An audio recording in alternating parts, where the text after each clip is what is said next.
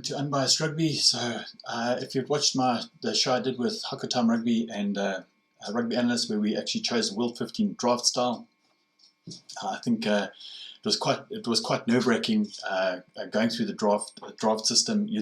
You have a plan in mind of how you want to attack it, and you get confused and stuck, and you make trades that you shouldn't have probably made at the time, but I did it. I only got 10% of the vote, so I came absolutely stone last. Got beat convincingly by Hako Time and by Rugby Analyst. So yeah, congrats to them for winning it. But if I'd had my choice, this is the team I would have chosen. I've gone for a little bit different. I've gone for pure attack, very little defense. But yeah, this is my World 15, and yeah, please put your comments down below what you think of it. But yeah, let me go for it. At number 1, I've got Steven Kitshoff. For me, the best loose head currently playing. Is he Osterant yet? Probably not. But he's well on his way. He's still very, very young. I still think he's still got to get to his prime. So yeah, Steven Kitshoff 1. Gone for Codie Taylor at 2. I could have gone with Jamie George. Both of them are equally as good, but I just think for pure number 2 skills, I just think Codie Taylor is the best 2 in the world. I just think he's rock solid. Seldom makes mistakes. Very good at lineouts, very good at scrum. So yeah, for me, all round number 2 currently playing in the world. I've gone for Carl Sinckler at 3.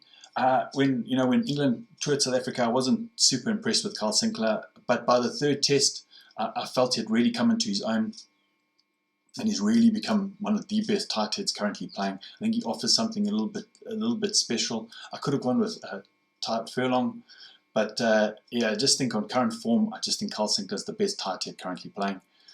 Brodie Retallick at 4. There's no denying that the guy is probably one of the best forwards in the world, and I think he's been World Player of the Year. Well, he has been World Player of the Year, not I think. Absolutely sublime player. When he's in full flight and when he's fully fit and healthy, there's no better a lock in the world. Well, except maybe the lock that's next to him, Maro Itoje. He reminds me so much of like a Richie McCaw. The hands are in the ruck, he's slowing down the ball. It's just like a little bit niggly. He's in your face a bit. He's all over the place, and he has extremely good skills. I just think, for me, if he carries on in his current form, he will be a World Player of the Year very, very soon. Next, we've got Pieter-Steph du Toit at blindside. I've got that song as where have all the blindsides gone? I think we're living in a rugby world where there's very few blindsides left. Where the Scott Burgers, the Jerome Kanos, we're the big blindsides. At the moment, I can't think of any other blindside, world-class kind of blindside that would make the side besides Pieter-Steph du Toit. Absolutely super high work engine, and he's another line-out options, which makes him absolutely amazing. I've gone with Ardie Savea at open side. There's no denying Ardie Savea is an exceptionally good player. There were a few girls. Curry I could have taken. There's so many good open sides at the moment. But yeah, Ardie Savea, I just think he's an incredible player. He can play 6, 7, and 8. He's just that kind of player. 8. I tried to think of another 8 that could possibly play, and I have to go with Duane Vermeulen. He is the best 8 currently playing. He's still got 3-4 more years currently, and he's just signed with the Bulls. I think I have to go with him. So yeah, I've gone with Duane Vermeulen at 8. He would be my captain of this side. 9. There's some 9s catching up, and I think Faf de Klerk's skills aren't as good as they were from last year when he burst back onto the scene. There are some Anton Dupont, I think it's Dupont, who's coming in from France. I think he's going to be chomping at his heels. But currently, I still can't think of anyone better than Faf de Klerk, especially with the roving way he does his defence. When he's given a lot of freedom, the guy plays absolutely well. Now, this was the one that was the hard one. There were a few players that I could have chosen at 10, and I think I've gone with Beauden Barrett at 10. I still think he's the best 10 in the world. He's kicking sometimes, but he's still kicking over 70%. So it's not like it's the end of the world.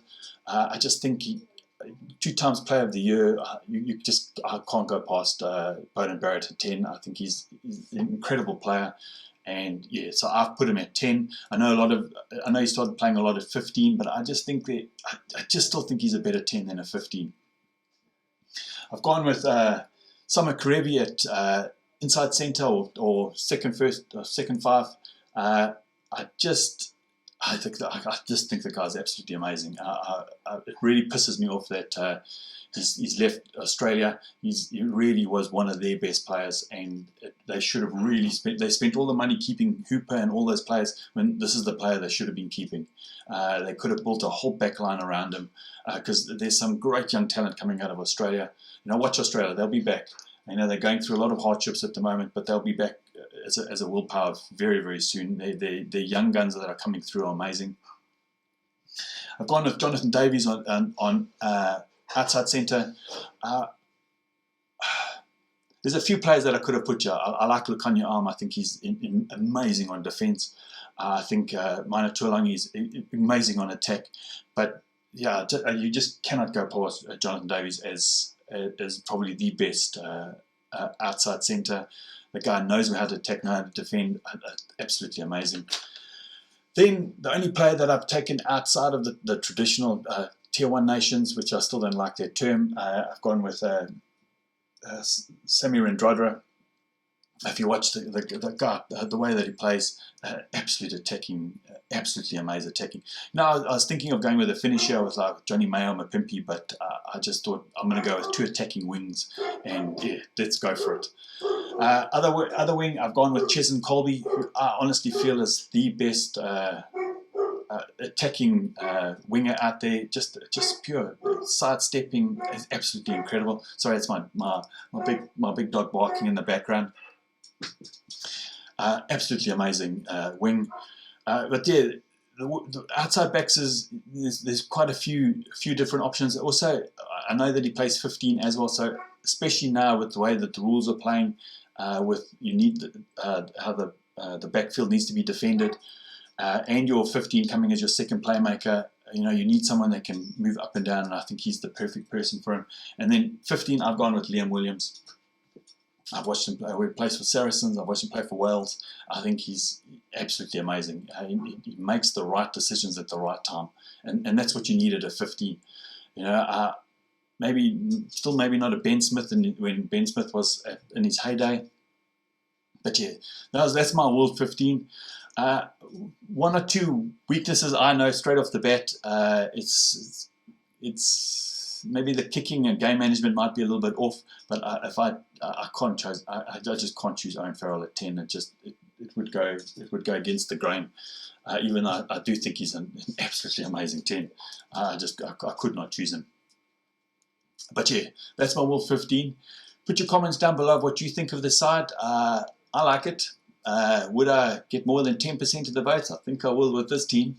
But yeah, congratulations again to Rugby Analyst and to Hakkatam for winning. Still think there was cheating, but that's just me being having a bit of sour grapes. But yeah, guys, I hope you have an absolutely wonderful week. Please stay safe. Chat soon. Cheers.